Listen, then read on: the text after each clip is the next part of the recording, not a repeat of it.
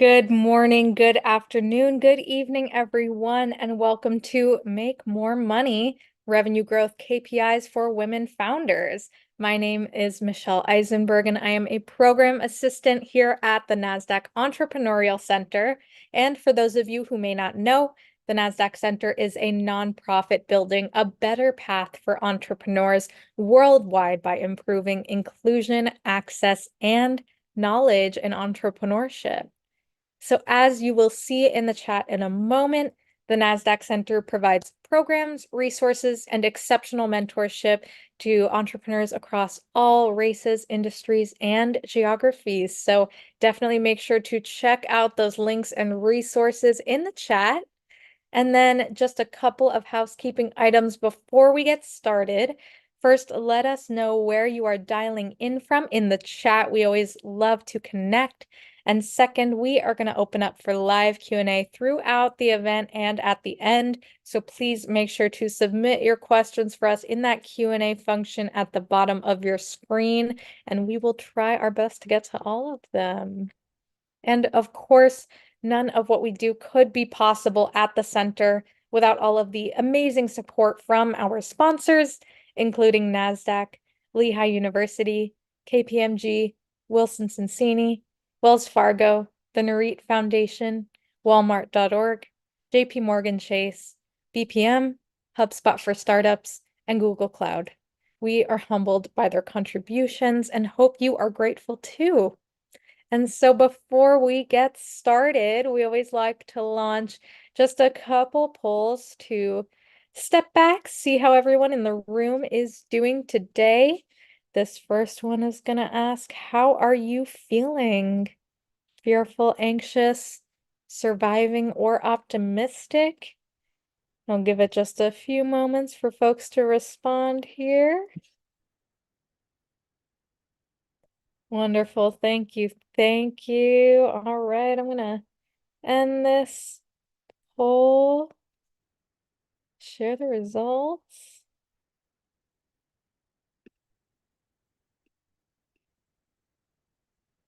Wonderful, awesome. Optimism coming up in the lead, always great to see, but definitely have some feelings of anxiety and surviving. I'm super confident our presentation and conversation will help alleviate some of those feelings. So I am going to stop sharing this poll and launch that second one. What is keeping you up at night? Finance, sales, marketing, scale, pivot, team, or surviving? And this one just helps us understand your current needs as an entrepreneur, so we can make sure we are continuing to develop valuable programs and resources for all of you.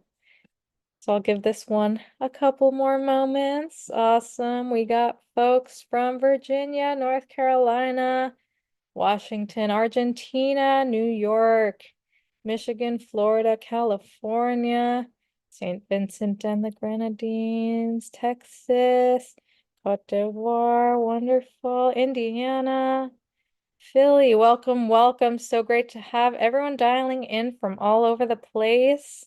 Always great to see. All right, I'll give it one more moment. All right, I'm going to end this poll and share these results.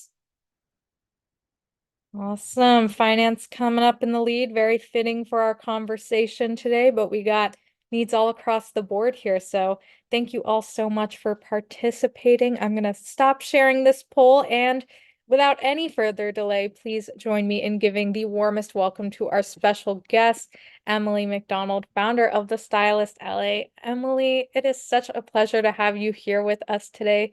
Thank you so much for joining, and I'm going to pass it right over to you. Thank you so much for having me, and thank you all so much for being here. I know what it's like to be a busy founder, and I just really, really appreciate you all taking the time. In my presentation, I am going to give you, let me make sure Do Not Disturb is on. We are good.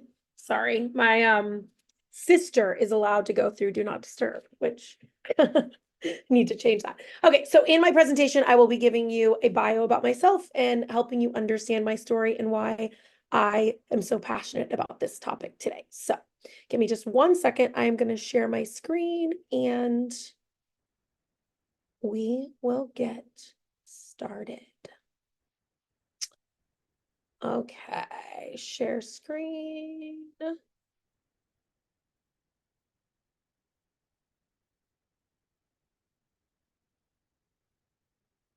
Okay, and now I just want to make sure you all can see the screen. So Michelle, please let me know if you all can't for some reason. We tested this and it worked. So I think we're good, right?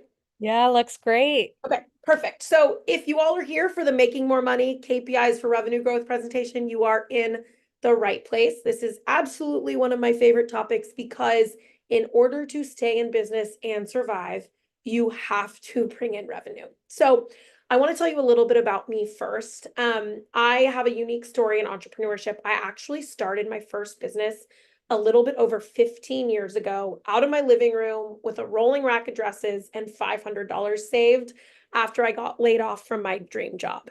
I say that my superpower is really helping, growing revenue for my own businesses and really helping other female founders grow their revenue.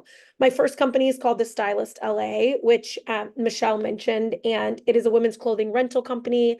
I scaled that company to 7 figures. I raised over $1 million in venture capital. And at the height of the company, we had 2 retail stores in LA and San Francisco. The pandemic changed the trajectory of that company, and I also hit massive burnout. So I ended up scaling the company back. It still exists today. It's just a much smaller operation than it was before.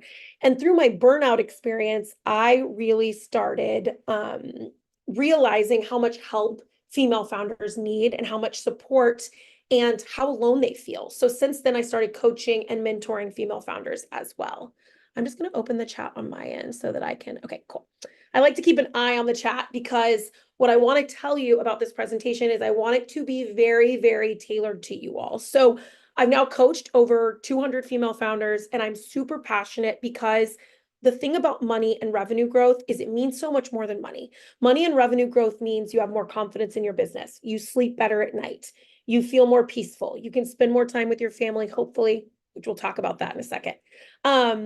And you're able to do things that you want to do and hire people and support the economy. And I believe that when female founders are making more money, it has a positive impact on the world. So with that being said, I got your all questionnaires answer, all of your all's questionnaire answers beforehand, and that was really helpful. But you all have quite a range of revenue levels. So I'm going to give this presentation and tell you all the information that I believe is the most important. But I want you all to chime in the chat because it's really helpful for me to talk about your specific businesses. And I want to make sure that you walk away with this with information that you can put into action today. If you have any questions, feel free to ask them in the chat. We will do Q&A at the end, but if you have questions as we go, I'll be keeping an eye on the chat as well. Okay, so we're going to start really fast with revenue goals. I know some of you are early stage or pre-revenue, and some of you obviously are further along. I would love to know in the chat, so I want you to do on a scale of 1 to 5. 1 is you're super confident and you feel great about this, and 5 is you're not confident at all. How do you feel about your revenue goals? And that means, do you have them? If you have them and you feel great, that's a 1. If you don't have them and you don't really feel good about them, that's a 5. Okay, so this is super helpful to see. So a lot of you are really in the middle, and I'm going to explain why I'm asking this in just a second. Okay, perfect. Some of you who feel really good about them, this may feel a little bit redundant, but I'm going to share a template with you in just a minute that is going to be helpful, even if you feel really good about your goals. Okay, so the next question that I would love for you to answer next is, do you know how to hit your revenue goals? So if you don't have revenue goals, just put no in the chat. But I would love for you to say, yes, you know how to hit your revenue goals. No, you have no clue, or you kind of know how to hit them.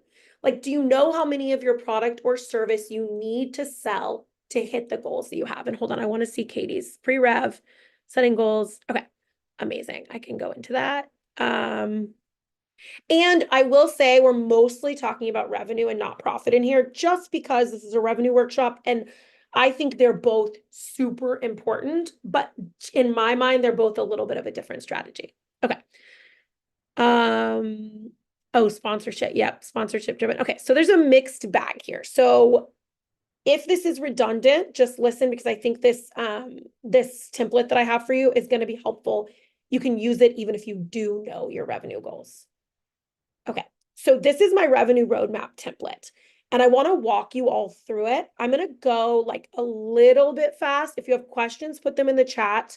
The ladies are going to give you at the end of this my Instagram link, which is the best way to connect with me after this. So if you have follow-up questions, or if you're looking at this template later and you don't understand it, you can send me any questions you want on Instagram.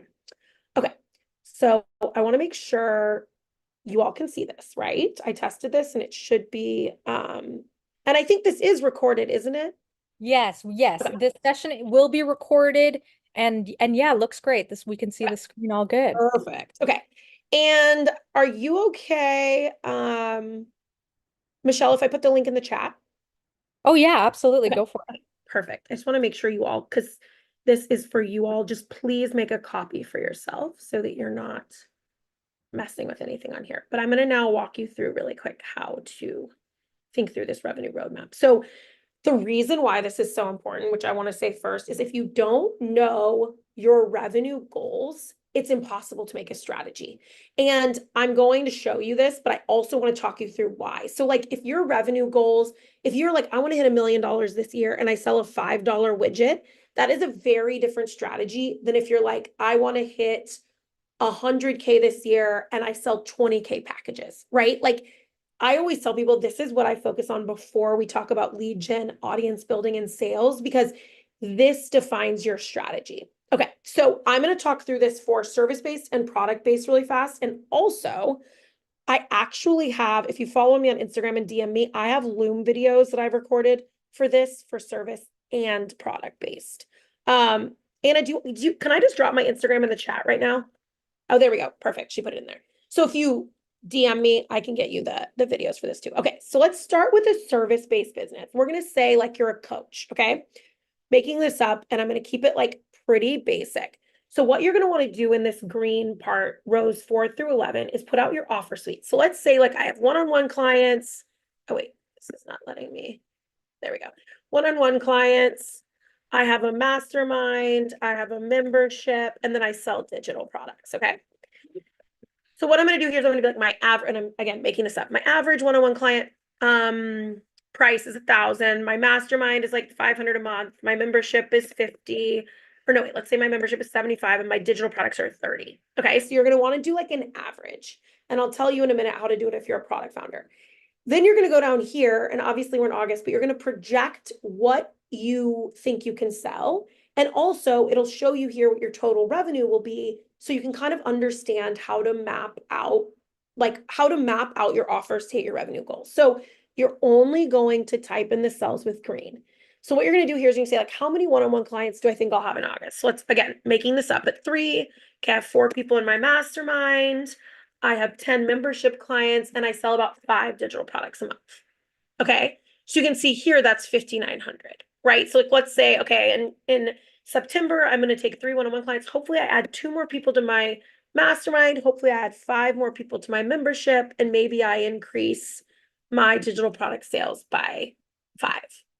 So you can see here, you can just easily map this out. You also have 2025 down here. Map this out. It's just a really easy plug and play way to map out your revenue. So I know someone submitted a pre-question that was something about like, how do you deal with like economic issues and things like that when you're planning out your revenue? I like to do 3 different projections personally. I like to do a pessimistic projection, a middle of the line, and an optimistic projection. So to do that, I would just copy this tab and do 3 different ones and name them like pessimistic, middle of the road, optimistic. Does anyone have any questions in the chat on how you map this out? And then here we'll tell you what your yearly revenue is. You can put in historical data if you want, or you could just keep building this out. Like, okay, I'm hoping I'm going to add 1 more person to my mastermind, maybe 5 people to my membership each month. Okay, the revenue roadmap link is up. You can see it up if you scroll up in the chat. Okay, so then the second piece of this that's really important is this is actually profit tracking, which I know we're not going deep on profit right now, but I think this is really important and it's so easy to do. I've made this like template so simple. And one of the themes from today is going to be simplifying, because I think as founders, a lot of times we make things a little too hard. So Your revenue is going to auto-populate from the first tab here. And if you want to come in here and put your expenses, you can. And I just made these up over here on the left. You can put in whatever your expenses are. And then I would just put in like your rough estimates or averages. So like if we just say everything's $100, again, making it up. So my expenses are $1,600. Down here, it's going to calculate your profit for you. I've just gone ahead and set a tax allocation of 30% just to be safe, and your take home. And the reason why this is important is because if you would rather like make your revenue goals based on what you want your take home to be, you can scroll down here and say, okay, I want to take home, like I already did it down here, but $7,500. Okay, but, oh, my expenses are saying zero because I need to, sorry. Okay, so my expenses are 1,600. My tax is 2,250, so I need to bring in 11,350 in revenue this month to bring home 7,500. So I want you all to use this as a tool. I'm not going to spend too much more time on this because I want to make sure we can get into the other stuff I have for today, but this is just a good tool to use if you haven't mapped out your revenue, or if you want to see different ways you could hit your revenue goal. Like for example, for me, I have 3 different businesses. The Stylist LA is the fashion business. Then I have my coaching business. And then I run like a female founder community business. And what I like to do is say, like, let's say my coaching business, it's like, okay, I have a mastermind, I have a course I sell. Like what different combinations could allow me to hit my revenue goals, and what could different growth plans look like? Like if I grow my membership, what does that do to my revenue versus if I grow my mastermind?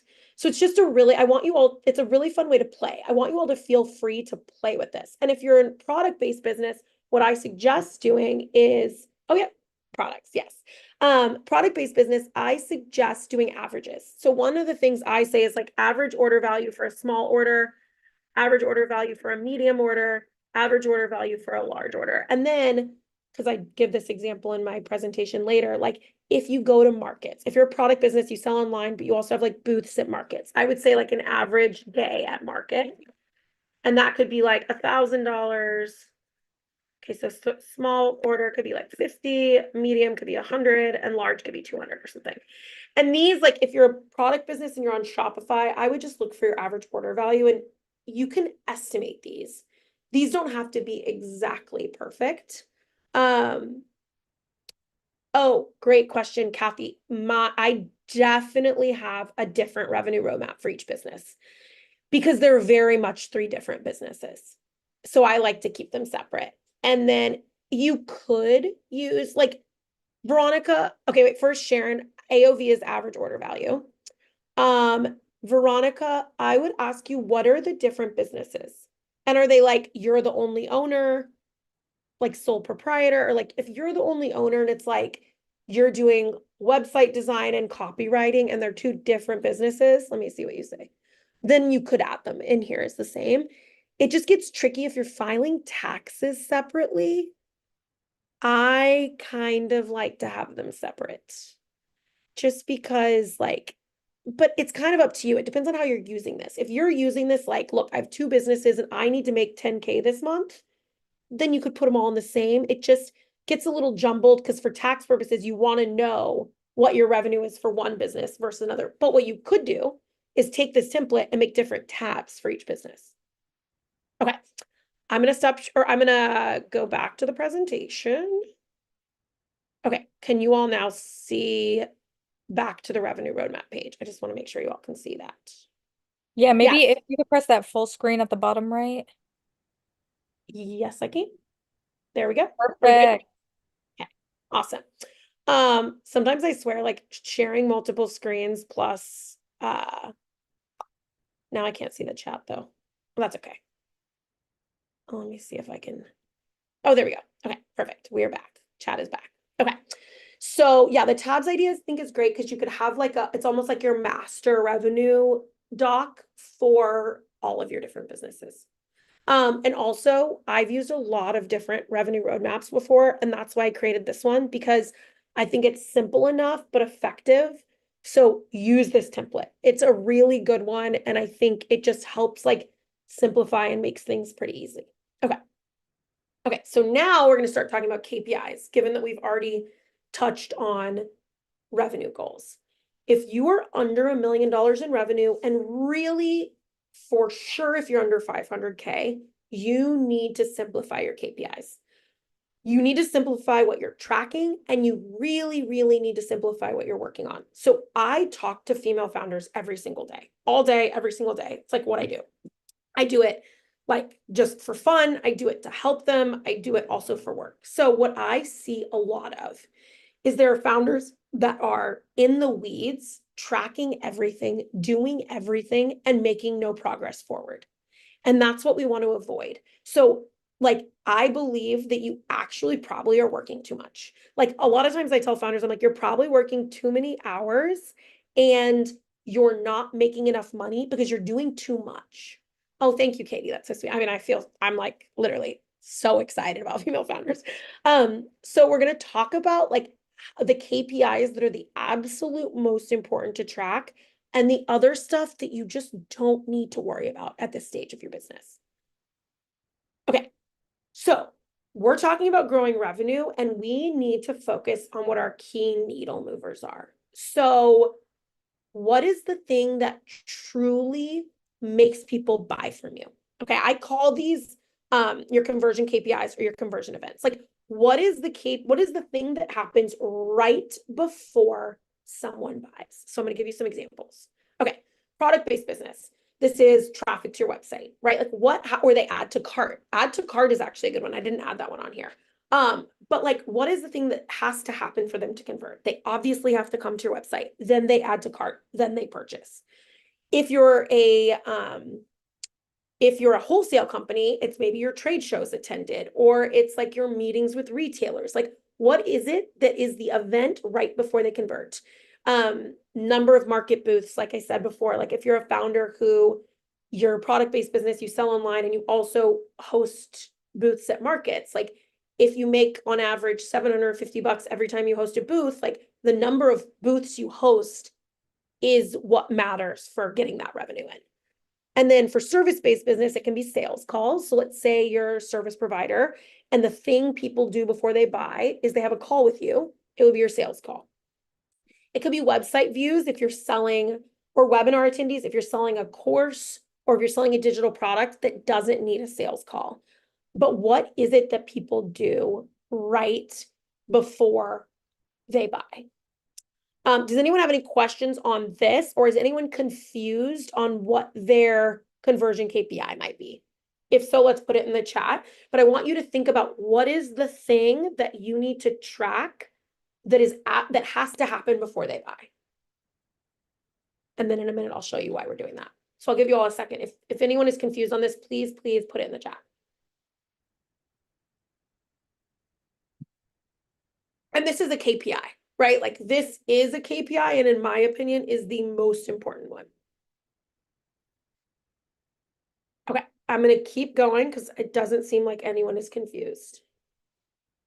Okay, so here's the process that we're going to go through. So Katie, what is your business? Because I would guess that you don't actually need to research it. Are they buying in person or online? It's luxury jewelry for anyone that's watching the replay.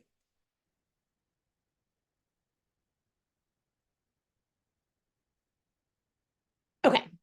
Okay, so I would say online, it's website views. And for, no, that's okay. No worries at all.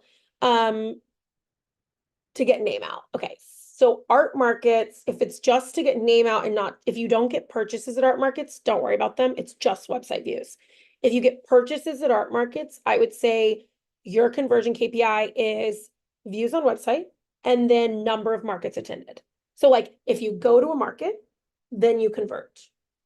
So I would say, yeah, that's exactly what I would focus on. So like no research is needed for this. This is what I mean, like super simple. Like it is the act people must do to purchase. So again, if people have to have a sales call with you or have to fill out a form, that's it. If it's that they just go to your website and add to cart, it's website views. Thank you for asking that question because I'm sure you're not the only one. Okay, so we just figured out our monthly revenue goal and we're calculating how many of your conversion event you need to get to hit your monthly revenue goal, which I'm going to show you how to do in just a second. Then you're going to build a lead strategy, a lead gen strategy to get you there.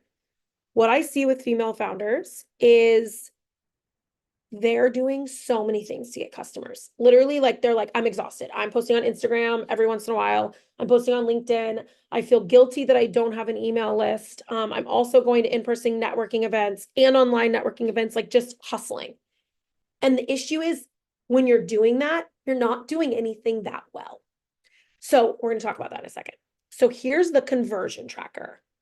And I will put the link in the chat. And then I think Anna will put, Bree, she put the link for the other ones in the chat. We'll keep sharing them.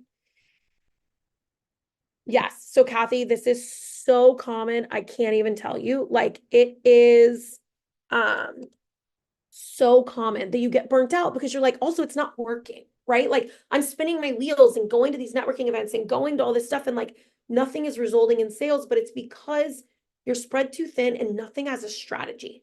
So this is what I want to show you today. And you all have a copy of this. Okay, so here's what you're going to do. And if you don't know your conversion rate, it is totally fine. You do not need to know. We've put in estimates here, but what I want you to do is just get an idea, right? Like you don't need, this does not need to be perfect today. What I want you to understand is this overall idea that our lead gen strategies are going to lead us to our conversion KPI, where we will convert our client and then they will buy. Like I said, super simplify, okay? So here's an example. We're going to say your monthly revenue goal is $5,000. This, I'm going to say you're a service provider and your average package is $1,000. So you put these in. Remember, you only put your numbers in the green cells. So you need 5 a month. So let's say that sales calls are my KPI conversion event. And I have about a 20% conversion rate.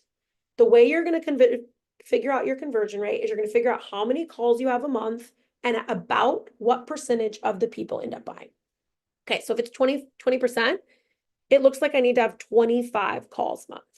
Okay, and then this figures out for you the numbers of days. If you are a product-based company, I'm going to actually change this because this is a high ticket thing for products. So let's say it's $150, your average order value. Your conversion rate is probably going to be anywhere between like 1% and 3%. Let's just say you're 2%. So you need 1,666-ish visitors a month to hit that. So your number of website visitors a day would be about 55. Maybe you want to round up. Maybe you're like, I'm pushing for 60 new visitors a day. And then I just added this in case you're B2B. I am not a super pro at the B2B space, but I wanted to add this in. If you do RFPs or proposals for other companies, you can put this in here. Like your conversion rate is probably higher because you're sending out way less of them. And again, your average order value is probably higher if you're B2B. So you need to send out four a month. And then you can use this if you want. You do not have to. But what I suggest is a lead gen strategy, which I'm going to get into in a second back in the presentation. And I suggest you track how your lead gen strategies affect these conversion KPIs. Because if in this example, you're the service provider, your goal is to get, again, we said your average order value is 1,000, 25 sales calls this month. And are your marketing and lead gen activities leading to that? And I think one of the things that we get really caught up in, and I'm saying this to you as a founder, is like, I need to get the name out. I need to get my name out. So I'm going to these networking events and doing all this stuff. And then you realize none of that is actually leading to sales calls. So how do you pick lead gen activities and build a strategy that leads people back to this thing that is the thing they do right before they buy? Okay, does anyone have a question on this before I go back to the presentation? Feel free to put in the chat. I know I'm going like a little fast, and I just want you all to understand this concept because again, oftentimes we're tracking all these things that don't affect revenue. Oh, Megan. Okay, so Megan, okay, so there's 2 options you can do here. Do you have like at in-person market events? Is it, because by the way, my first company, we did trunk shows all the time. So I totally understand this. do you usually make around the same amount of money at every event, or no? Is it wildly different?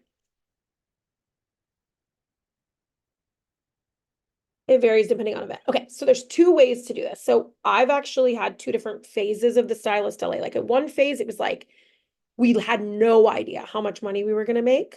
So what I did do was my conversion. Let me think about this. Hold on one second, how I would do it. Because there's two ways to do it, but then I want to tell you what I would do. Two ways to do it would be to count the number of people that come to an event and have like the number of people and how many people typically buy, how many people come up to you, and count that. I think that sounds a little tricky. So what I would do is the other one where like your conversion event is the number of market events you attend.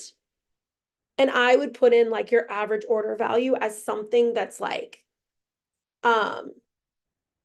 somewhere in the middle. So like let's say you've made like $250, $1,000. I would be like, okay, our average order value is $500 because your conversion rate will show you too. Yeah, level of event. Like I think for you though, your conversion KPI for sure is the number of like events attended, because that's what you want to do. But I think here's what I would do, actually. Let me think about this. If you do events, and let's use this example, you sometimes sell 0, you sometimes sell 1,000. I would put in 500. And then I think your conversion rate is going to be like, I would do a conversion rate of 50%. And I would also look back at historical data. Like if you needed to hit $5,000 in a month, how many markets have you typically like needed to attend? And do you have markets and e-com? Because that means I would do a tab for both of those. And I would do like half, like if half your revenue comes from markets and your goal is 5,000, I would do 2,500 here, and I would do a new tab with 2,500 for ecom. Yeah, you could definitely do small, medium, and large average examples. It's just tricky on this one because you're trying to come up with like number of orders needed monthly. I would rather you use like one average. So I would do a different tab for ecom and a different tab for in-person markets. And for in-person markets, I would just try and figure out like, okay, if I want to hit 2,500, have I done that in the past? And how many markets did I have to go to hit that? And I would kind of just play around with the numbers. If you also want to DM me on Instagram, and I'm happy to talk through it because it might be a little bit just like unique to your business. Okay. Anyone have any other questions on this? Does this make sense to everyone? I want to make sure. Okay, we're going to go back to a presentation. We're going to go back to live screen. Okay. Okay. So then what I encourage you to do is once you know that number. So I want to use, let me make sure the chat will come back for me. Okay. Megan, your example is like, let's just say you're like, I need to go to 3 markets a month. And I'm just going to use you as a product business for a second. 3 markets a month. Plus I need 2,000 website visitors. Again, I'm just totally making this up. I want you all to pick 2 to 3 lead gen strategies a quarter. Make them your top priority, build a strategy around them, and track results. And I'm going to give you example in a minute. Oh my God, Dawn, I do so much business in the DMs of IG. It's literally like where I'd prefer to have all of my conversations. I love it so much. I just find it's an easy way to like send voice notes. It's an easy way to be a little bit more personal. I show up on there like every work day. It's one of, you'll see in a minute, it's one of my favorite lead gen activities. So here's the thing with lead gen. You want to pick 2 to 3 to prioritize because you're probably doing too many things. And like I said, you're not doing them that well.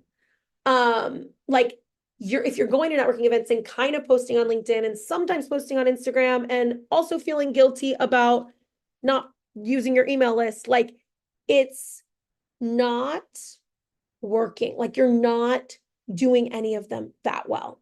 So what I want you to pick is 2 to 3 lead gen strategies that you can really, really build a strategy around.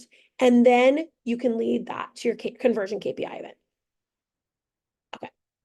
So I'm going to give, and I know Dawn has some Instagram questions. We can get to that in a second because I want to make sure I cover this. So Actually, what's funny is Megan, this is going to sound a lot like your company here. So what I want to show you is if you pick 2 to 3 lead gen strategies, and the reason I say focus on them for a quarter is because you want to really build a strategy and implement it and see how it affects your conversion KPI. Okay, so if you're a handbag company, you've picked 2 conversion KPIs. It's website visits and market booths, which is similar to what we just talked about. So for your lead gen activities, maybe it is Instagram and an email list, and then also market booth pitches, or how many market booth like applications you send, or whatever that is. And Instagram and email list are always sending people back to the website. I mean, not always, because you also are nurturing, but like the goal of Instagram and the email list is to get more website visitors. And you can play around with like, okay, people from Instagram, you're sending them to the email list, maybe. But whatever it is, those are the 2 lead gen strategies that you are focusing on growing. You are focusing on growing them, using them strategically. Another example is, and the reason I did this is because this is similar to my business, which we'll talk about in a second. So a service provider, and this is very similar to what mine is, and then Dawn will answer your question about Instagram. Conversion KPIs. Mine are sales calls and website views for courses, and then also I do a webinar for a course that I host. So website views is kind of the same. Like I consider it in the same bucket as webinar attendees.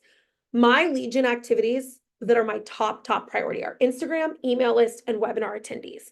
And they all work hand in hand. So I've worked really hard on streamlining these. Like one of the things that I say I'm a pro at, and if you follow me on Instagram, you'll probably see it, is I'm a pro at making money on Instagram and I have less than 2,000 followers.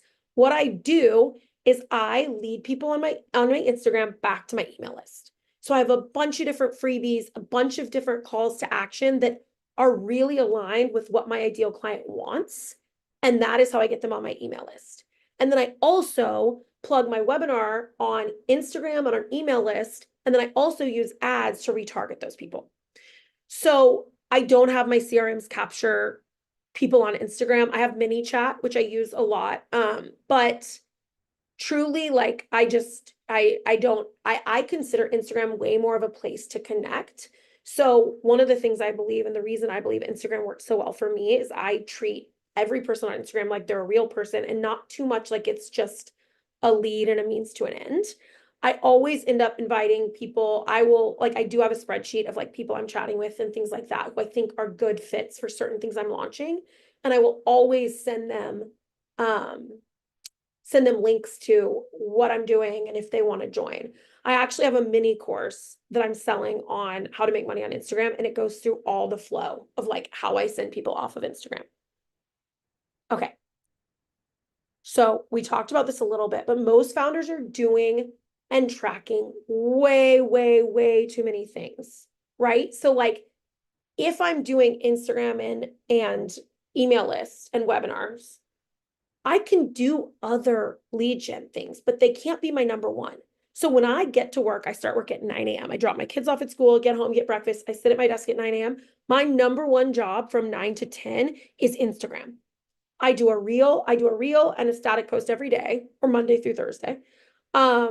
And that's the first thing I do in the morning, and it's my number one priority. My email list is also my top priority for lead gen, so I don't slack on it. And that's when I say like pick 2 to 3 that you can commit to and make sure that they're things that you feel super aligned with. If you hate Instagram, don't go on it. It can be LinkedIn, it can be your podcast, it can be a Substack. It can be you host your own online or in-person networking events. Any of those things work for lead gen. It's just a matter of picking, like basically like narrowing down what you're doing and picking something to focus on. Anyone have any questions on that? Okay. So for revenue growth activities, like I said, spend 80% of your time focused on these prioritized lead gen activities and leading them back to your conversion KPI. And focusing on these strategies, like really build out a strategy and learn these 2 lead gen activities. Okay, like learn about them. If one of them is LinkedIn, dive in and learn about how to make LinkedIn a better, wait, hold on one second. Yeah, I can walk through my typical day in a second. Learn how to be better at LinkedIn and better at like growing your following there and connecting with potential clients. There's a whole piece of this I'm not talking about today that is super important to me. And I'm doing a workshop on this next week, a free one if anybody wants to come. But it's all around the foundations. Like you have to know who your ideal client is and you have to understand them really well in order to be pretty good at lead gen. But prioritizing 2 lead gen strategies is just going to get you such better results because you're not so spread so thin. You're going all in on 2 to 3 rather than trying all of them. And then you can spend 20% of the time throwing spaghetti at the wall. So if you want to spend 20% of the time, like going on podcasts, going to networking events, like all of that kind of thing, cool. But they're not the thing you do first in the day. They're just not because they're not your priority. They're not the ones that you've built strategies around. They're not the ones that you're tracking. Okay. Then you want to think about these other KPIs that you want to keep an eye on. And these are things to track, but the conversion KPI for most people is the #1 thing. You don't need to spend hours of your day going down a rabbit hole on an abandoned cart if not enough people are coming to your website. So that's the thing that I want you all to take away from this. The most important thing is how is getting people to your conversion KPI and getting people to buy, right? So like these are things that are nice to have. You want to have a low abandoned cart rate. You want to have a low bounce rate. You want people to click on the links in your emails. Engagement on lead gen, it gives you a ton of information, right? So like, for example, if someone is loving, if people are loving a certain content thread that I'm posting on Instagram, I'm probably going to create a freebie around it. So I'm using it as information. But these aren't my #1 priority. My #1 priority is to get people to come to my webinars, to get people to book sales calls, or to get people to view my website and download and buy my course and download my digital products. So these are nice to haves and things to look at, but they just aren't the most important when you're looking at revenue growth. Okay, if your conversion rate is low and lower than you want it to be, let's do some research on why. So this is also why it's important to track your conversion rate. The way I would do that, if you have a product business, your website will do it for you. Shopify will. If you're a service-based business and you do sales calls, track them on our conversion spreadsheet. Start a new tab. That's like in August, I had 10 sales calls and 3 converted. Okay, like whatever it might be. If your conversion rate is low, ask why, because there are a bunch of things that could be happening. So like with your website, if it's an e-com site, there's site optimization you can do. So we'll talk about that in a second. Site optimization, like a lot of times you can figure it out like you're slow, like there's a lot of ways if you're online, it's easier to figure it out. If you're doing sales calls or if you just sold a program and no one signed up, one of the things I love doing is emailing your list with a short 3-question survey of like, hey, I saw you were interested in this. Maybe it's people who clicked. Maybe it's people who clicked on your course that you're selling or whatever, but they didn't buy. Hey, why didn't you buy? Was it price, timing, you didn't understand what it was, or other? That's what I would send. And it gives you so much information on why people aren't buying. And that doesn't mean you need to change your course, or it doesn't mean you need to change what you're doing. Maybe they're not the right, most aligned people. Or maybe you need more information on your sales page if they don't fully understand what it is. Or like maybe they put in the other box that like they were confused about something. It's all such good information that will like help you figure out how to message this better to your customer.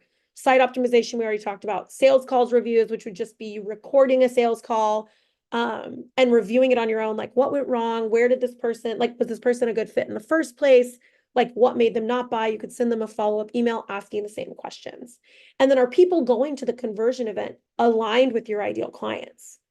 And then it's a bigger question of like, is what you're selling even what they want, right? Like, have you done the diligence and the work to make sure that what you're selling is something that your target market wants?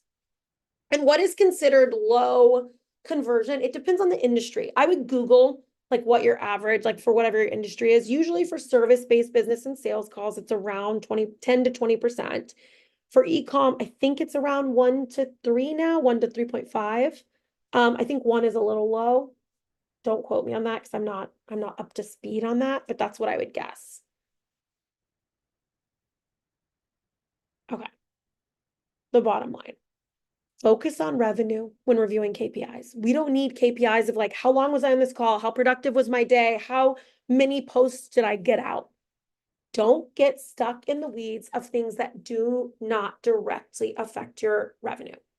And when you're in this stage of business, it is so important to focus on the thing that is driving revenue. So I know this like whole strategy seems pretty simple, and that's the whole point. Like now I'm going to go back to Michelle, Dr. Michelle asking, can you go through your typical day and schedule? All of my days are a little bit different. I work Monday through Thursday. I have two little kids. They're home with me on Fridays. And I usually spend the first hour doing like Instagram, then I go into some admin. I've actually like taken a lot off my plate now. And that's because I've really started to simplify and focus on the things that really drive revenue. So all of my offers now, I don't really do one-on-ones anymore. All of my offers are things that can scale. I have a group program. So we have calls for my group program. But a lot of my time is spent on creating content and creating more advanced learning for people in my programs and thinking and talking about new ways to help female founders. I also do host a decent amount of webinars in other communities. That's another thing I do. Yeah, and I just try and talk to as many female founders as I can. So I know that's not a great answer because every day is different, but what I will tell you is there is space in every day. When I was running the Stylist LA before I hit massive burnout, every day was jam-packed. I was so full. I was hustling, hustling, hustling. And I just don't want to do that anymore. And I've realized there's so much more value in growing my business without that hustling mentality. Okay. Angel, what do you sell? What's your product or service? I actually don't think most people should use ads. I think most people, and I have no idea where you are in your business, so I'm not saying this to you. I use ads now, but I'm very strategic about it and I've gotten really, really clear on who I target. The biggest thing is you want to make sure before you run ads that you can convert warm people, because ads are cold people usually, or retargeting, but usually it's cold people. And if you can't convert warm people, you're not going to be able to convert cold people. It's much harder. So like, here's a silly example. I did this Instagram course, my mini course. It's $27.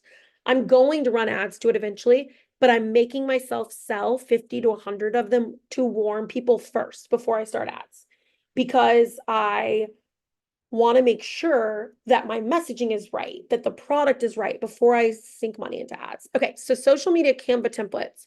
You get content and coaching training every month. What's the price point, Angel?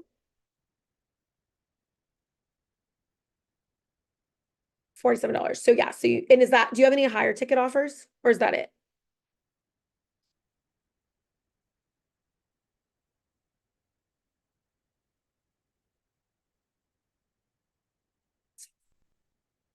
Okay, not anymore. Okay, so I think it depends on what you want to build. So another thing with your revenue goals, right, is like it has to be aligned.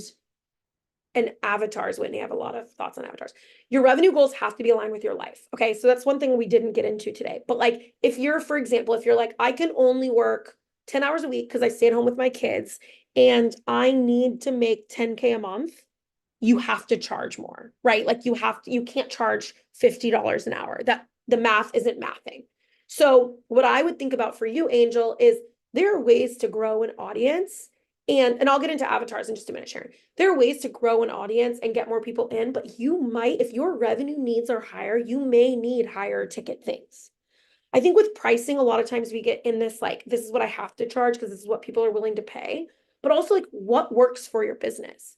So I mean, I would go through this exact same process, pick two lead gen strategies, go hard on them, but maybe you need to also sell a course that's 250, or maybe you need to sell something that's 500, or maybe you need to offer higher support group coaching that's higher ticket, or launch a beta program. I think so that's what I would think through personally, because I do think it takes time to build up an audience or a membership at that price point, like to build up enough to make that cover all of the revenue you need. If you told me your revenue needs were $1,000 a month, that would be fine. But if your revenue needs are 5K or 10K, like it just takes time usually to build that level. Okay, hold on. I'm gonna go through these at a okay, customer avatars. If you follow me on Instagram, you're gonna see me talking about this. Avatars are great. They give you like a surface level view of who your customer is. But what I believe is they aren't enough on their own. So an avatar, Sharon, is an example of your customer. It's like it's like a fake person. Like you're like, my customer is 35 years old. Her name is Sarah. She shops at Lululemon. She does all this other stuff. Like this is her, this is like my avatar. This is an example of my ideal customer. The questions I would ask that avatars don't answer is like, what keeps them up at night? Why are they buying from you or why aren't they buying from you? If they aren't buying from you, what's holding them back? What are their biggest dreams? What are the things they're scared of? Like those are the things that will allow you to get to know this customer on a deeper level that will make your content resonate with them. And when I say content, I mean, it doesn't just need to be Instagram. It can be your emails, your LinkedIn post, your sales page, your like product page if you're a product company. You want them to look at your content and say, oh my God, she's talking to me. Like, I'm totally like, you all did it earlier when I was like, I see all these founders doing stuff all the like they're posting on Instagram, posting on LinkedIn, attending networking events. A lot of you were like, that's me. And that's what you want them to feel when they're looking at your content. And so that's why going deeper than an avatar, I think, is important. Okay, hold on. Okay, Veronica, I have a consulting and coaching business. I have a course to sell. Should I republish my website or keep a landing page? I mean, I think a landing page is fine. I don't like my program, my co-founders lab program that I sell as a landing page. I don't think it matters unless you have a need for um like a need to have your website. I mean, if you're going to only have a landing page, it needs to have like an about you and it needs to have all the pertinent info. I think that would be important, but I don't think you have to have rebuild your website. Yeah, you created your ideal client down to a T. Yeah, so like avatars, a lot of times they'll have a name. It's like my avatar's name is Sarah. And it's usually the avatars are usually more like surface level, like defining characteristics, not like their thoughts and feelings. And I think it's important to go deep down into that, like into that in order to nail your marketing. Okay, Madison. Yeah, what has been effective for you in gaining more social media followers, preferably followers that are going to convert to purchasing services? I'm a professional organizer. It's honestly nailing your content and you don't need to go viral. I do not think you need to go viral at all. But if your content is, if people are watching your content, they're like, that's me. Oh my God, she's speaking to me. She's speaking my language. Like then they're going to follow you. So I think first is really getting those foundations right of like, who do I target? Why am I different? There's a bunch of professional organizers out there. Why should people follow you? Why should they work with you? Getting that stuff clear and then making sure you portray that in your content.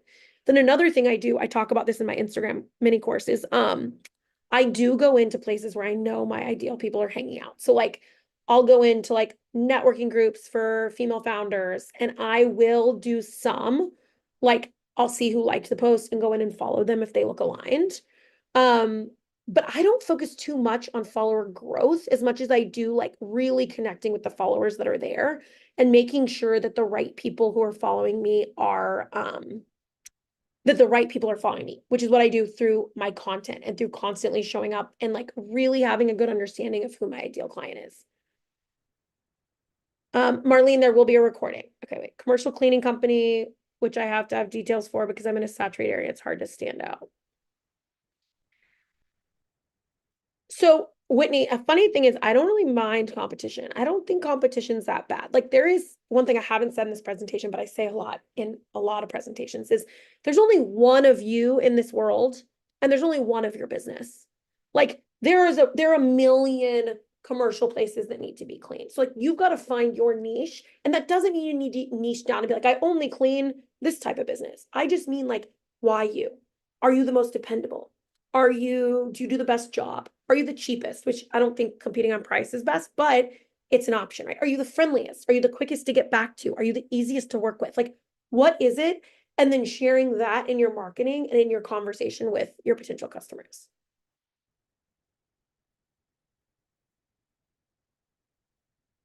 Okay, hold. Let me see if there's any other. Does anyone have any other questions?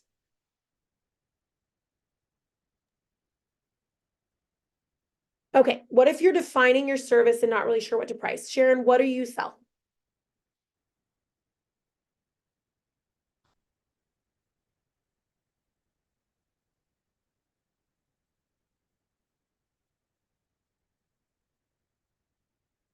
if you're still here, Sharon, you can go ahead and put it in the chat. I think pricing is, okay, I wrote 2 books on disability awareness and I do coaching disability advocacy. Okay. So there's like a million ways to price and everyone is going to give you different advice on this. So like, please take this with a grain of salt. This is my perspective. You have to price what feels good for you and what you are able to sell. Okay. So like, I'm not sure exactly what you're working on pricing for, if it's the disability coaching and that kind of thing. But you have to balance like how many of X, and I'm going to make this broad because this, I'm not going to make this super specific to your share. You have to balance.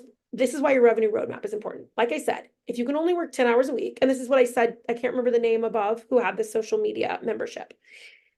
If you're selling something for $50 and you can't hit your revenue goals and the money you need to make to live, that doesn't work. That pricing doesn't work. Like what your clients need from you is for you to stay in business and for you to be the best version of yourself. Like, you get to price however you want to price and however you feel good. Granted, if somebody says there's a cap of $25 an hour, that's your cap. If it's someone who you're going through, but like if you're putting things out there in the world, like pricing is so different for everyone. One of my coaches says something to me that I think is such a good saying. It is none of your business what is happening in someone else's wallet. $1,000 for one person would be like an absolute no way. I would never buy that. And for someone else, they'll be like, oh, that's reasonable. $500 for someone could be like, no, there's no way. And it could be for someone else like, oh, this is too inexpensive. I don't think I'm going to buy it because it seems like it's like lower ticket. So you've got to make pricing that works for you. For social media content, personally, I do Monday through Thursday, and I try and do a reel in the morning and a post in the evening. Some days, like I don't think last night I posted a post in the evening. I do it like every week, and some weeks I'm like, I'm over the post idea. And last night I was like, my brain is just done. And I'm a manifesting generator. I don't know if you all are familiar in human design, but I'm very big on like, if I'm not feeling something, I'm not feeling it. And so I do not push myself to create content that much when I'm like, ugh, like last night I was like, I'm not feeling it. And I was like, this is not the energy I want to bring to like putting something out. Okay, I know we're coming up on 1 o'clock, but does anyone have any other questions?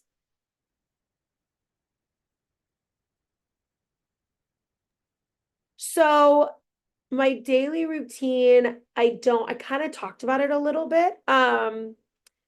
But every day is a little bit different. I drop my kids off at school by 8. I spend 8 to 9, like eating breakfast, getting ready for the day, then Instagram, and every day is different. And I really, really focus on building in time, in space.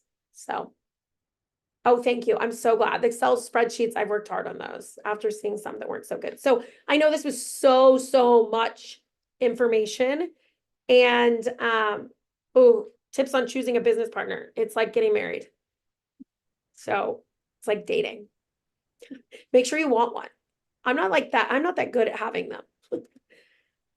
Yeah, DM me. I'm happy to answer any questions and just chat and connect with you all. And I appreciate you all being here so much. Thank you so much for coming and sharing your time and your businesses with me.